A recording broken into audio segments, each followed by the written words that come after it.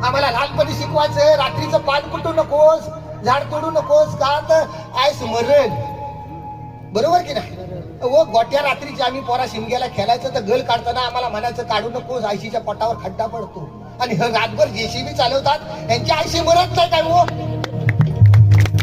कोणी सांगत दिलं काय?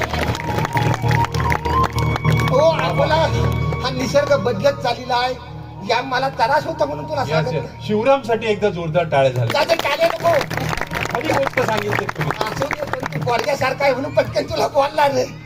कसं होतं कधी कधी माझंच घर मला आता खायला उठतं, कारण काय राहिलेलं आहे सांगतो ना तुम्हाला. परवा आमचं मसनवडं बांधीन पंचायतीन, मोठं चांगलं पेशल बांधीन, काय नव्हतं पहिले ना, आता चांगली शेड काढून बांधलीन.